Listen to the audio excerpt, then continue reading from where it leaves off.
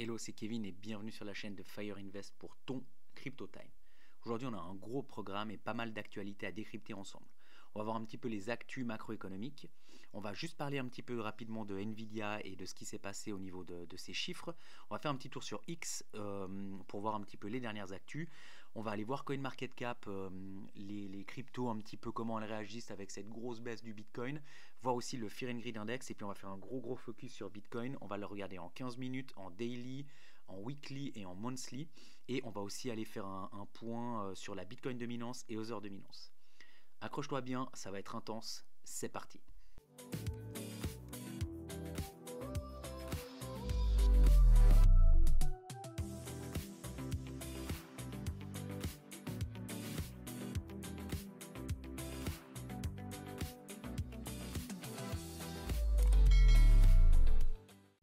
Ok, donc on commence ce Crypto Time directement avec le calendrier économique. On voit que cette semaine, surtout début de semaine, c'était quand même assez tranquille. Lundi, il n'y avait pas de rendez-vous statistique avec en tout cas trois étoiles comme moi je les filtre. Donc on a commencé mardi avec la confiance des consommateurs, donc le conference board. On voit que la confiance des consommateurs, elle est en deçà des attentes.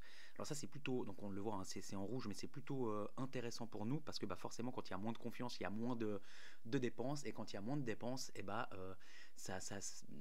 le fait de moins dépenser, ça lutte justement contre l'inflation, donc c'est plutôt intéressant.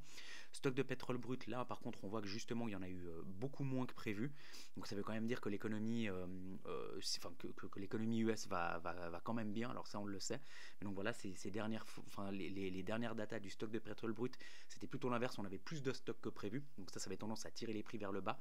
Là ça a plutôt tendance à dynamiser un petit peu le marché. Bon voilà, vente de logements neufs, on voit qu'il y en a eu moins qu'espéré, ça c'est la même chose, si on a eu moins c'est que l'économie ralentit peut-être aussi un petit peu.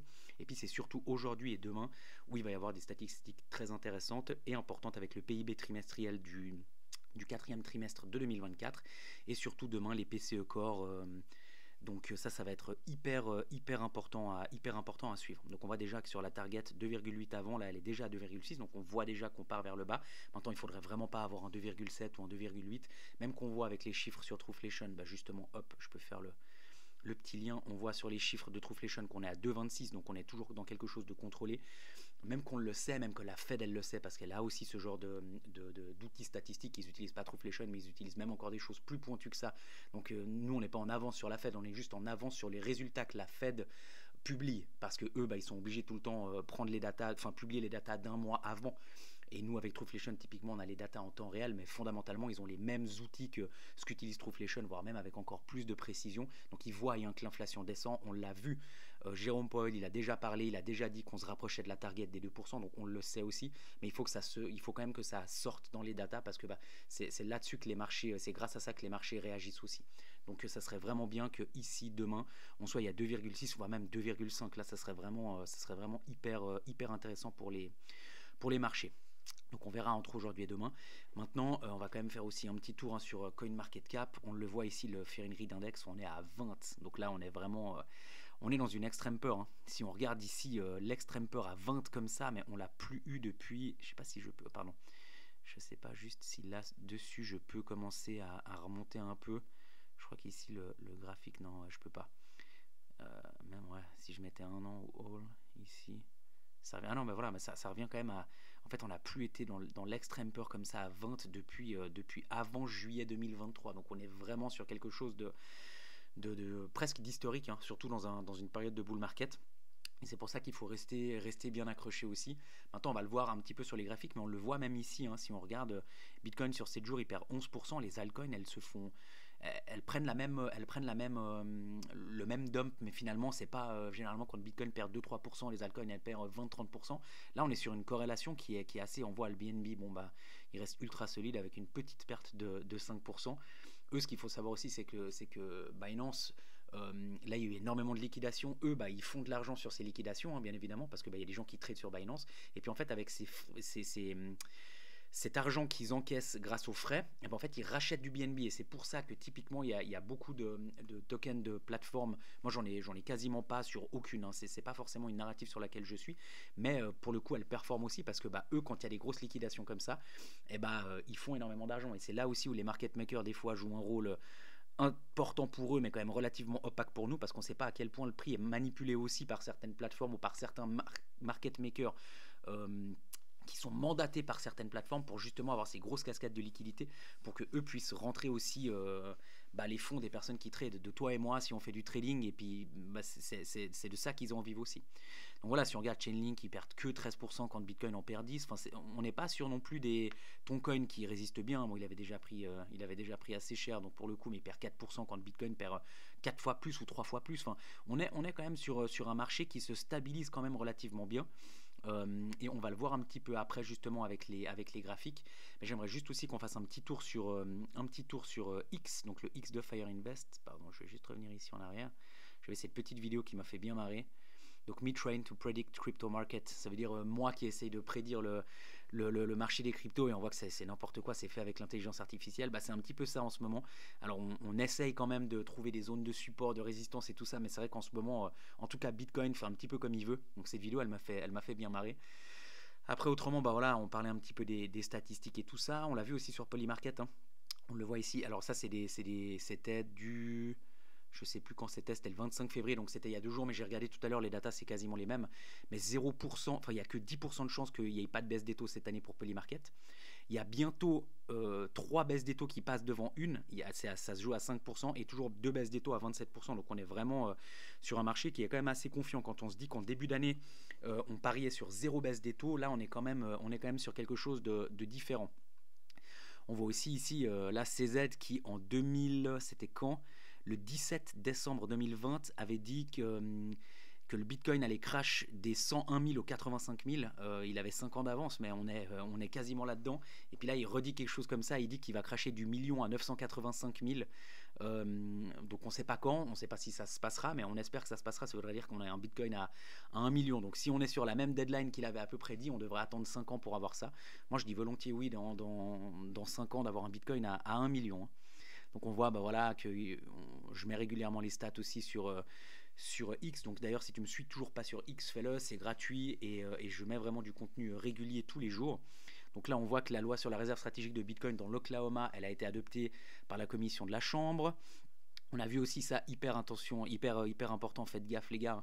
Le compte X de Pump Fun, il a été hacké, et eux en gros ils ont dit qu'ils avaient fait un token qui s'appelait Pump, mais en fait c'est pas en lien avec Pump Fun, donc vraiment faire gaffe à ça, parce que c'est possible que tu aies des gens qui se jettent dedans en se disant que c'est le bon moment, et puis voilà. Et puis là, effectivement, je pense que tu as vu passer cette information, hein, parce que c'est aussi à cause de ça où que les marchés ont réagi fortement comme ça. C'est parce que Trump, il a reparlé de ses taxes à 25%, des frais de douane donc sur l'Union européenne. Il a aussi parlé pour le Canada et le Mexique, et ça rentrera en vigueur dès le 2 avril. Donc c'est ça aussi qui fait très très peur au marché, et puis qui a fait plier un petit peu tout ça. Donc voilà un petit peu les dernières nouvelles sur X, et puis ça, on va le voir un petit peu après. Là, j'ai fait un post ce matin pour parler un petit peu des fair value gap, donc certaines zones de support ou de résistance maintenant, hein, qui sont passées en monthly, en weekly et puis en daily aussi. Et puis hier soir, il y a eu des bons résultats sur Nvidia, mais bon, les marchés, voilà, pour le moment, ils n'ont pas encore réagi à ça. Donc on verra un petit peu comment ça va se passer aujourd'hui avec les potentielles data qui vont sortir cet après-midi, qui sont quand même importantes. J'aimerais juste qu'on passe aussi ici sur CoinGlass, juste pour voir, là on voit en dessous de où on est, il n'y a absolument plus aucune poche de liquidité, et on n'est pas en 1 ou 2 jours, on est en 3 mois. Donc normalement plus on va en fait ici et qu'on descend, plus on voit qu'il y a des poches de liquidité. Mais là, si on vient, normalement je regardais souvent en 3 jours pour me donner une bonne indication, on voit qu'il n'y a quasiment plus rien ici. Si on monte, là on était en 3 mois, donc voilà, mais même si on met en 2 semaines, on voit qu'il dessous, donc au sud, il n'y a quasiment plus aucune liquidité à aller prendre. On est venu vraiment nettoyer ici. Donc on va voir maintenant comment ça va se passer un petit peu, et on voit que au nord, en dessus des 95K, là il y a vraiment des grosses poches de liquidité. Puis ici à l'ATH, alors là non, pardon, c'est même pas encore l'ATH, là on est juste à 100 000. Donc si on revient peut-être là, parce que je sais que sur les poches de... on va mettre peut-être là en 48 heures. Non, mais en fait on peut même pas le voir en fait, parce que je sais qu'il y a une énorme poche de liquidité au-dessus des 110 000, mais là on peut même pas la voir. Ouais, parce qu'en fait on voit que sur 103 000. Mais voilà, mais déjà rien que juste ici, entre 95 et 100 000, il y a déjà énormément de liquidité. Donc c'est pas impossible, en fonction des news qu'on aura entre aujourd'hui et demain, que tout d'un coup le prix remonte. Et on le verra, il y a pas mal de de support à passer, enfin de résistance à passer pour les mettre en support, et qui si tout d'un coup justement ça se passe comme ça, bah, c'est vraiment pas impossible qu'on puisse faire un short squeeze en fonction des nouvelles qu'on aurait ces prochains temps. Donc si maintenant on passe ici sur TradingView, tac, on est sur le Bitcoin. Alors là on est en 15 minutes. Donc on est en 15 minutes, je mets exprès une time frame relativement basse, donc chaque bougie est égale à 15 minutes, juste pour te montrer que là on a deux gros fair value gap baissiers, hein. Et on voit que pour le moment ici on est vraiment en train de travailler ce fair value gap là qui a eu lieu hier entre 9h, 8h45 et 9h30, hein. Donc on le voit, on a eu trois grosses mèches là ici, trois grosses mèches descendantes, enfin on a eu trois grosses mèches de vente en fait, hein, pardon. Et on voit que pour le moment on est vraiment revenu, mais alors pile là on a touché la borne haute, là on est en train de retravailler la borne basse, on va voir si ce fair value gap on arrive à le passer. Là ici je ne l'ai pas mis, mais en fait on a aussi un gros fair value gap, bon après on n'y verra plus grand chose, c'est vrai qu'en 15 minutes, bah forcément sur des mouvements de prix comme ça hyper volatiles, mais en fait on a aussi de là à là, on a un fair value gap qui lui par contre est, hop, je vais juste le marquer, donc on a un fair value gap positif, hein, pour le coup. Alors fair value gap, hop. Voilà, donc on va voir un petit peu le prix, comment il va réussir à travailler ça. Mais là, il faudrait vraiment qu'il arrive à remonter au-dessus de ce sommet-là, donc environ 87 135. C'était le dernier creux ascendant avant justement le dump. Et là, on voit qu'on est quand même sur une dynamique haussière, mais bon, pour le moment, rien n'est fait parce qu'on n'a pas encore réussi à retravailler ce dernier plus haut qui est ici.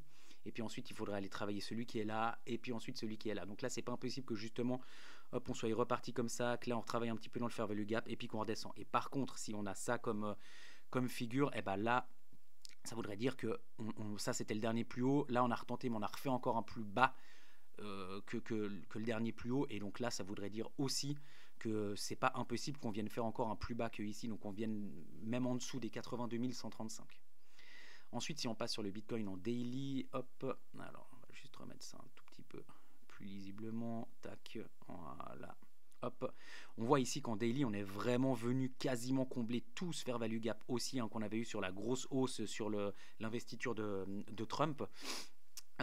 Donc on va vraiment voir aussi un petit peu ici comment ça va se passer, et on n'est pas venu toucher jusqu'en bas, mais on est vraiment bien revenu la travailler. Là on travaille encore actuellement dedans aujourd'hui, donc il va falloir voir un petit peu comment ça va se passer. Normalement ça c'est un fair value gap aussi, en plus il faut vraiment que ça nous serve de support, et qu'on vienne pas à craquer en dessous des 81 624, parce que là sinon ce serait vraiment, après on a un autre fair value gap aussi de là à là que je pourrais remettre, hein, comme ça, hop. Donc après on a vraiment un autre fair value gap là, ici, comme ça. Attends, je vais juste... Voilà, exact. Qui pourrait aussi nous servir de support, mais celui-ci il est quand même un petit peu moins...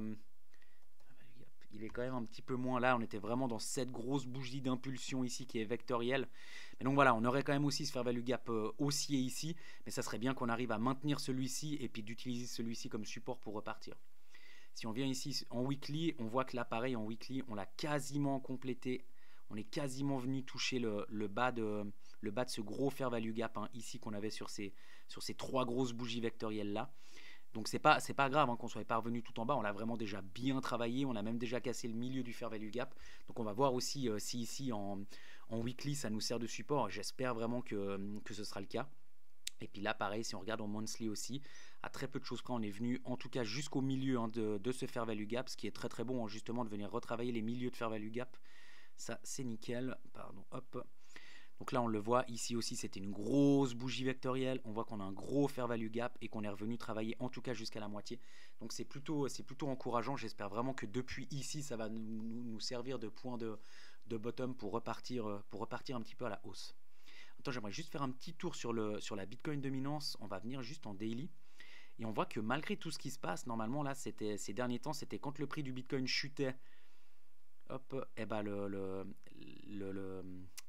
la Bitcoin dominance avait tendance à exploser. Et là, on voit que justement, elle a réintégré son canal aussi. Donc, en plein quand on était dans cette baisse sur le Bitcoin, et que pour le moment, on est bien en milieu de ce canal.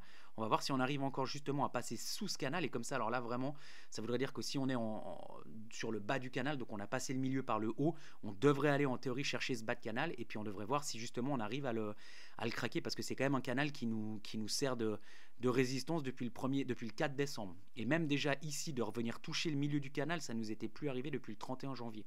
Donc on va voir, on va suivre ça. Et j'aimerais justement aussi terminer sur la Other Dominance, qui malgré tout ce qui se passe, eh ben, elle justement, elle a réussi à réintégrer ce canal par le bas, passer le milieu de ce canal, et pour le moment, ben, on a réussi à casser ce canal par le haut, hein, on le voit ici. Je vais juste un tout petit peu plus zoomer. Hop. Donc on a vraiment réussi à casser ce canal par le haut. Et si on arrive, alors on va voir, hein, je pense qu'il y aura quand même un pullback sur le haut du canal, mais si par contre ça tient et que justement il y a cette Bitcoin dominance et cette Other dominance qui commence un petit peu à inverser un petit peu, et ben c'est pas impossible que quand le Bitcoin reprenne un petit peu de force, et ben que justement ce coup-ci, toutes les altcoins puissent suivre avec et qu'il fasse pas un petit peu cavalier seul le Bitcoin comme il avait fait entre novembre et mi-janvier.